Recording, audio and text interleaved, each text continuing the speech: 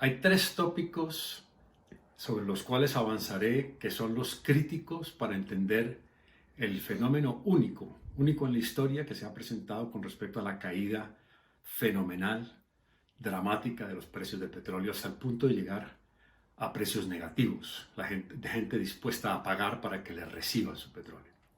El primer tópico es qué es lo que lo ha causado.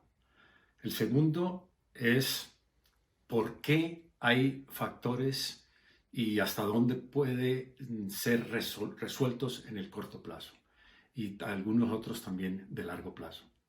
Y finalmente, a quién beneficia y a quién perjudica. La caída histórica de los precios del petróleo tiene un responsable único, que es el exceso de oferta. Por primera vez en la historia nos hemos encontrado con que un exceso espectacularmente grande de oferta se encuentra con una reducción espectacularmente reducida de la demanda.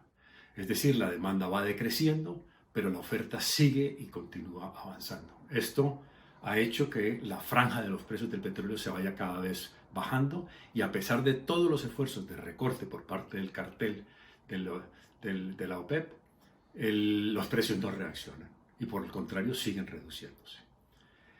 En ello siempre hay que identificar fenómenos de corto plazo, pero también fenómenos de largo plazo. El fenómeno de corto plazo es el almacenamiento.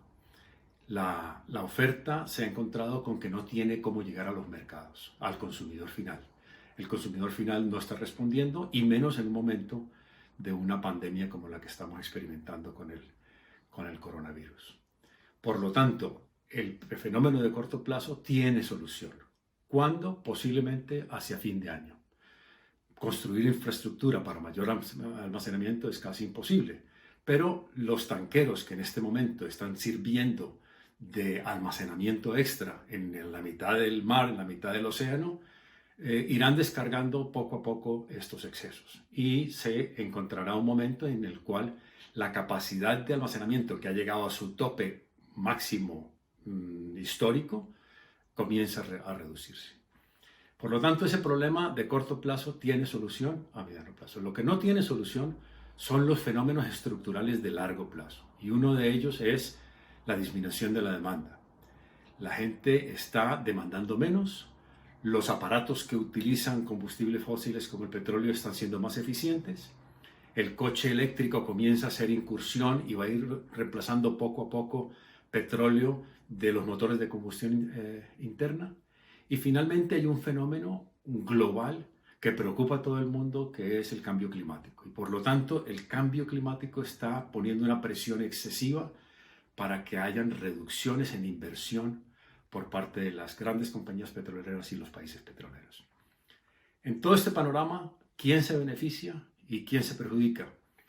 Los beneficiados realmente van a ser tres: Estados Unidos, Rusia y Arabia Saudí, porque son los que controlan el mercado y en la medida en que pueden llegar a algún tipo de acuerdo más o menos parecido a lo que hoy día tiene la OPEP, seguramente no tendrán mucho problema para mantener precios que sean ligeramente superior a los costos que están asumiendo para producirlo. La mayor parte de los países y de las empresas pues se catalogarán de alguna forma en dos bloques: los que podrán subsistir a la crisis y los que tendrán que salir del mercado. Habrá muchas quiebras, habrá muchos países que tendrán que cerrar seguramente su producción petrolera. Pero el mundo evolucionará y de alguna forma encontrará una especie de equilibrio en una franja de precios de petróleo mucho más baja que lo que hemos visto hasta ahora. La franja que teníamos o que hemos tenido en el siglo XXI, los 20 años primeros, pues ha oscilado entre los 12, 15 precios en el más bajo punto y 110, 120, llegó hasta 140 en el punto más alto. Esa franja tan amplia se reducirá con seguridad a una franja entre 20 y 50, 55 dólares. Ahí estarán los que logren ser lo suficientemente competitivos para surgir en el mercado. Por lo tanto, el problema actual sí es coyuntural, tiene solución, no muy rápida, pero sí hacia fin de año, que se llama almacenamiento. Aumentar la capacidad, especialmente en América, menos en Europa. Europa ha tenido una mayor facilidad España, por ejemplo, tiene una buena capacidad de almacenamiento, Repsol, Cepsa, en Cartagena, en la Costa Brava, se tiene suficiente capacidad y los afecta menos. Pero el problema de demanda afecta a todo el mundo. El mundo se va a ir reduciendo en cuanto a demandar combustibles fósiles, específicamente del petróleo y obviamente también del carbón, menos en el gas natural.